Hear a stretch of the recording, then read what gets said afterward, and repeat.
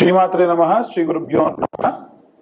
October 16వ తారీఖు నుండి 31వ తారీఖు వరకు కూడా ఉన్నటువంటి గ్రహ సంచారాల్లో భాగంగా ద్వాదశ రాశుల వారికి ఎలా ఉండబోతుందో తెలుసుకుందాం. ముఖ్యంగా ప్రప్రథమంగా మేషరాశి.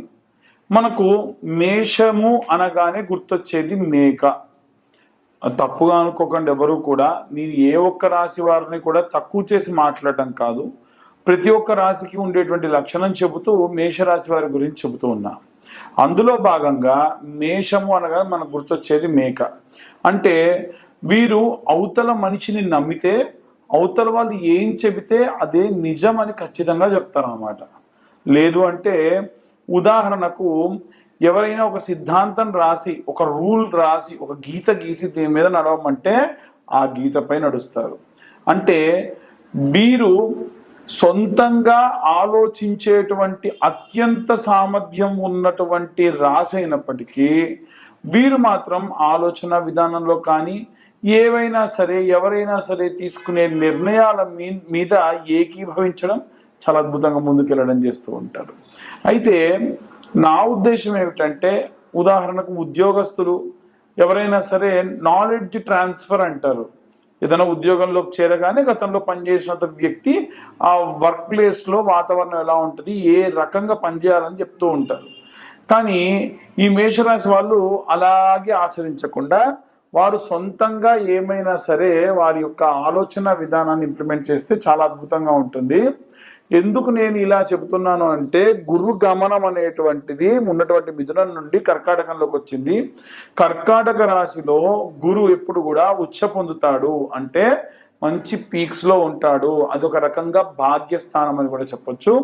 ఈ యొక్క భాగ్యస్థానంలో ఈ యొక్క గురు యొక్క గమనం అనేటువంటిది ప్రారంభమైంది కాబట్టి అద్భుతంగా ఉంటుంది. ముఖ్యంగా మేషరాశి వారికి 12వ ఇంట శని ఉన్నటువంటి స్థానము, ఉన్నటువంటి పరిస్థితులు బాలేదు కాబట్టి కొన్ని రకాలైనటువంటి ఇబ్బందులు అధికంగా వచ్చేటువంటి అవకాశం ఉంటుంది. డబ్బు పరంగా, ఏదైనా ఒక కమిట్మెంట్ పరంగా కొన్ని ఇబ్బందులు పడతారు. ఏకాదశ స్థానమునందు రాహుగ్రహ సంచారం అనేటువంటిది కూడా ఉంది. వాస్తవంగా ఏమిటంటే, ఈ యొక్క ఏకాదశ స్థానంలో ఈ యొక్క రాహుగ్రహ సంచారం ఉన్నప్పుడు మీకున్నటువంటి స్నేహితులు కానీ, మీకున్నటువంటి ఫ్రెండ్ సర్కిల్ కానీ, సొసైటీలో ఉన్న పేరు కానీ అవన్నీ కూడా చెడిపోయే అవకాశం ఉంటుంది.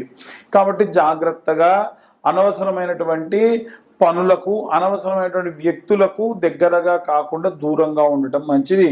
అలాగే ఈ యొక్క మేషరాశి వారికి 4వ స్థానంలో గురుగ్రహ సంచారం. గురు ఎప్పుడు కూడా ఏంటంటే చేసేటువంటి మేలు అద్భుతంగా ఉంటుంది. గురువు చేసేటువంటి మేలు 4వ స్థానంలో ఉంటే తల్లి రూపంలో, బంధువుల రూపంలో, తండ్రి రూపంలో, అన్నదమ్ముల రూపంలో, వీరందరి రూపంలో కూడా సహాయ సహకారాలు అధికంగా ఉంటాయి. కాబట్టి వీలైనంత వరకు కూడా ఈ యొక్క 4వ స్థానంలో గురువు వీరికి లాభిస్తుంది అని చెప్పొచ్చు. 5వ స్థానంలో కేతువు అనగానే మనకు గుర్తు రావాల్సింది ఏమిటంటే, కేతు యొక్క అధిదేవత ఎవరండి? చిత్రగుప్తుడు. కాబట్టి ఏవైనా అకౌంట్స్, ఫినాన్స్, చార్టెడ్ అకౌంటెన్సీ వీటికి సంబంధించి ముఖ్యంగా ఈ యొక్క కేతు బాగుంటే అన్నీ బాగుంటాయి. కాబట్టి మీరేమన్నా లోన్ కోసం ప్రయత్నించినా, ఏదైనా సరే ఒక గతంలో ఉన్న లోన్ క్లియర్ చేయాలి అన్నా, ఏమైనా రీపేమెంట్స్ చేసినా, సిబిల్ మెయింటెనెన్స్ అయినా ఈసారి చాలా అద్భుతంగా ఉంటుంది. అలాగే ఈ యొక్క 6వ స్థానమునందు శుక్రగ్రహ సంచారం అనేటువంటిది ఉంది. శుక్రుడు ఈ యొక్క బుధుడి యొక్క ఇంట ఉంటే అంత భాగ్యంగా ఉండడు. కాబట్టి అది కూడా బుధుడితో కలిసి బుధుడి ఇంట గనక ఉన్నా అంత మంచిది కాదు. ఎందుకంటే బుధుడు వాస్తవంగా బుద్ధి పీడోపశాంతయే, అంటే వక్ర బుద్ధిని కలిగించాలని. ఒక గురువు అనేటువంటి వాడికి నువ్వు వెళ్ళి వక్ర బుద్ధి కలిగించాలి అని అంటే కుదరదు కదా. కాబట్టి శుక్రాచార్యుడు స్వతహాగా రాక్షసులకు గురువు అయినప్పటికీ బ్రాహ్మణ తత్వం కలవాడు కాబట్టి వీలైనంత వరకు కూడా ఇచ్చేటువంటి ఆ యొక్క బుద్ధిమాద్యం లేకుండా కాపాడుతూ ఉంటాడు. అలాగే 7వ స్థానం నందు సూర్యుడు, బుధుడు, కుజగ్రహ సంచారం. ఈ నెల 28వ తారీఖు వరకు ఎవరైతే వ్యాపారం చేసేటువంటి వాళ్ళు ఉన్నారో వారందరికీ కూడా చాలా బాగుంటుంది. 28వ తారీఖు కనుక దాటితే కాస్త ఇబ్బందిగా వ్యాపారం కొనసాగుతుంది. అది కూడా ఒక 15 రోజుల నుండి నెల 15 రోజుల వరకు కూడా కంటిన్యూ అవుతుంది. బుధుడి యొక్క గమనాన్ని బట్టి ఇది ఆధారపడి ఉంటుంది. అలాగే సినీ రంగాల వారు కానీ, ఏవైనా సినీ రాజకీయ రంగాల వారు కానీ విశేషమైనటువంటి ఇబ్బందులు పడేటువంటి అవకాశం కూడా కనిపిస్తూ ఉంది. రాజకీయ పరంగా ఉన్నటువంటి వాళ్ళు ఎవరైతే ఉన్నారో 28వ తారీఖు తర్వాతకి రాజకీయ ఒక అడ్మిన్ డిపార్ట్మెంట్లో ఉన్న వాళ్ళు, ఏవైనా సరే ఒక టీమ్ లీడింగ్ పొజిషన్లో ఉన్న వారందరూ కూడా బాగుంటుంది. వారికి 28వ తారీఖు తర్వాతకే బాగుంటుంది, ఆ లోపు మాత్రం అంతగా బాగోదు. కుజగ్రహ సంబంధిత ఆనుకూల్యంగా ఎవరుంటారయ్యా అంటే రైతులు, చేతి వృత్తులు, కుల వృత్తులు చేసేవారు ఉంటారు. కాబట్టి వీలైనంత వరకు కూడా ఈ యొక్క కుల వృత్తులు, చేతి వృత్తులు చేసేటువంటి వారందరికీ కూడా 28వ తారీఖు తర్వాతకి స్వక్షేత్రంలోకి అంటే వృశ్చికంలోకి కుజుడి యొక్క గమనం అనేటువంటిది ప్రారంభమవుతుంది. కాబట్టి చాలా అద్భుతంగా ఉంటుంది. ఆ లోపు ఎటువంటి ప్రయోగాత్మకమైనటువంటి పనులు కూడా చేయకుండా ఉంటే మంచిది. వీటన్నిటితో పాటుగా మనం ముఖ్యంగా చెప్పుకోవాల్సింది ఏమిటంటే శనిని మనం ముసలివాడిగా చూస్తాం. అంటే ఓల్డ్ ఏజ్లో ఉన్నవాళ్ళు ఎవరైతే 6 పదులు దాటినటువంటి వయసులో ఉన్న వాళ్ళు ఎవరైతే ఉంటారంటే 60 సంవత్సరాలు దాటిన వాళ్ళు ఉంటారో శని యొక్క గమనాన్ని మీరు గమనిస్తూ ఉండండి. ఎప్పుడైతే శని గమనం అనేటువంటిది మారుతూ ఉంటుందో విశేషంగా మీ యొక్క గోచారం కూడా మారుతూ ఉంటుంది. ఇవన్నీ కూడా గోచార రీత్యా చెప్పే విషయములు మాత్రమే. పూర్తిగా మీ జాతకం విశ్లేషణగా కావాలి అని అంటే మీ పేరు, మీ date of birth, time, place కింద ఉన్న నెంబర్కి వాట్సాప్ చేయండి. చాలామంది మీ యొక్క పేరు లేకుండా, మీ యొక్క డేట్ ఆఫ్ బర్త్ టైం లేకుండా మమ్మల్ని అడుగుతూ ఉన్నారు. ఎట్టి పరిస్థితుల్లో డేట్ ఆఫ్ బర్త్ టైం లేనిది మనం జాతకం చెప్పడం కుదరదు. ఈ నెల జాతకం చెప్పించుకున్న వారికి జ్వాలాముఖి మాల కూడా ఉచితంగా ఇవ్వడం జరుగుతుంది. జాతకం చెప్పించుకున్న వారికే దానికి 2025 రూపాయలు ఛార్జ్ చేయడం జరుగుతుంది. ఆసక్తి గల వారు కింద ఉన్న నెంబర్కు కాంటాక్ట్ చేయొచ్చు. అలాగే అన్ని వర్గాల వారు కూడా ఏ మంత్రం చదవాలి, ఏ పఠనం చేస్తే మంచిది అనే విషయాన్ని ఇప్పుడు మనం తెలుసుకుందాం. ఇప్పటి వరకు మనము గోచార రీత్యా, గ్రహ సంచారాల రీత్యా మన రాశి ఎలా ఉండబోతుందనే విషయం తెలుసుకున్నాం. అందులో భాగంగా ఇప్పుడు మనం ఏ మంత్రం చదివితే మనకు మంచిది. చాలా మంది ఉన్న గ్రహ సంచారాల్లో భాగంగా ఎలాంటి ఇబ్బందులు పడుతున్నారంటే శత్రు భయము, రాత్రి వేళల మనం దూర ప్రాంతాలకు వెళ్ళి రావడము, మగవారు కానీ ఆడవారు కానీ, ఏదైనా సరే తెలవని ఆందోళన, ధనం వెళ్ళిన ధనం తిరిగి వస్తుందా రాదా, ఎవరికైనా డబ్బులు ఇస్తే వస్తాయా రావా, ప్రమోషన్ పరంగా మాకు డబ్బులు వస్తాయా రావా,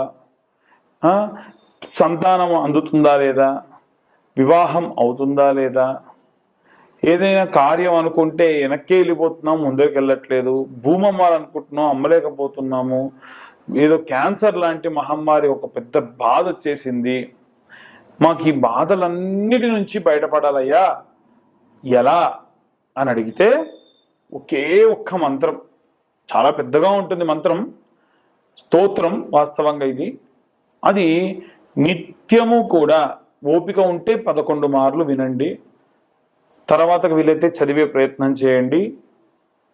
లేదనుకోండి రోజుకు కనీసం 1 మారైనా సరే యూట్యూబ్లో ఈ స్తోత్రం ఉంటుంది. అదేమిటంటే హనుమత్ బడబాలన స్తోత్రం. హనుమత్ బడబాలన స్తోత్రము.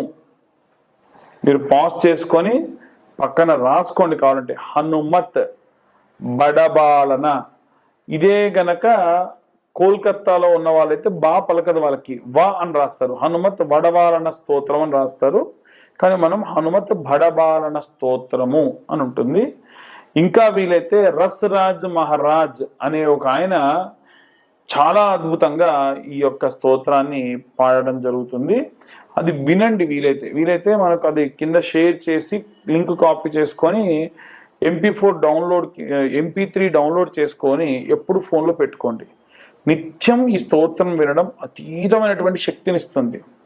మనం సాధారణంగా షార్ట్స్లో ఈ వాయిస్ వినుంటాం.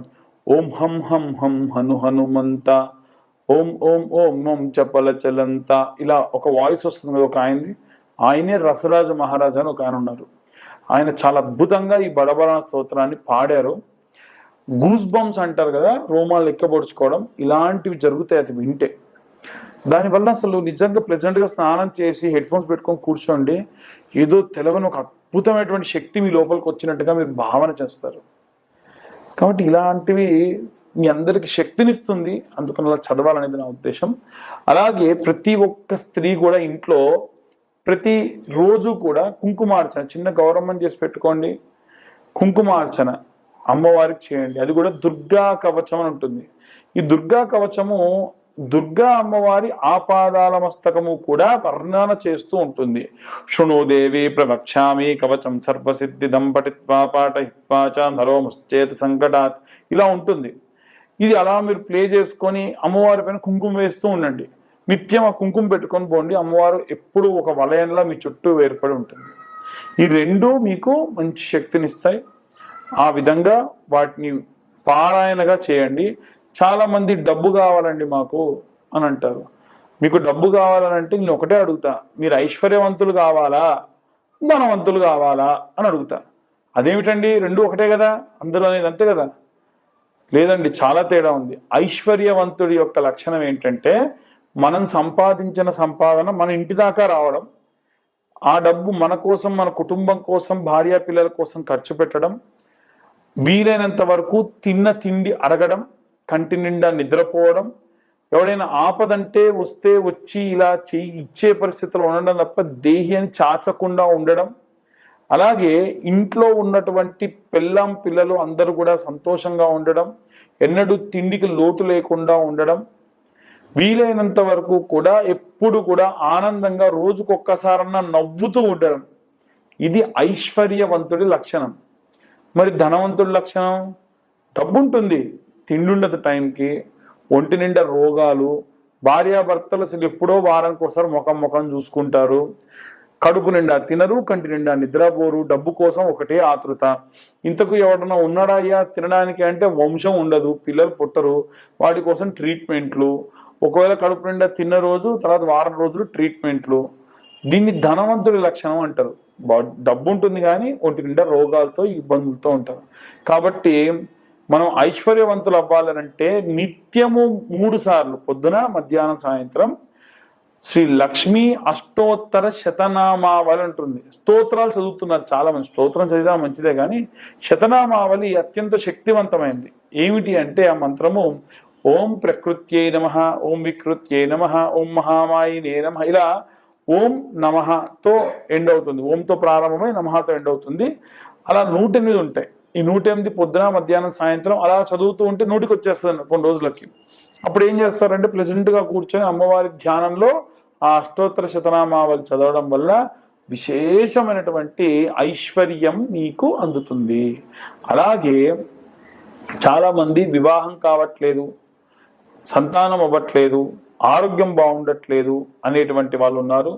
వారందరి కోసము కూడా ప్రతి నెల ఆఖరి మంగళవారం నాడు సర్వాంగ పాశుపతం, ఆరోగ్యం బాలేని వారికి, పెళ్లి కాని అబ్బాయిలకైతే కన్యా పాశుపతం, పెళ్లి కాని అమ్మాయిలకైతే వరపాశుపతం, అలాగే ఆరోగ్యం బాలేని వారి కోసము సర్వాంగ పాశుపతము, అలాగే సంతానం కాని వారి కోసము సంతాన పాశుపతం అనేటువంటి హోమాలు నిర్వహించబడుతుంది. ఆసక్తి గల వారు కింద ఉన్న నెంబర్కు కాంటాక్ట్ చేయొచ్చు. అందరూ వీడియోస్ చూస్తున్నారు, ఎవరు కూడా లైక్ చేయట్లా. ఒకవేళ లైక్ చేసినా సబ్స్క్రైబ్ చేయట్లేదు.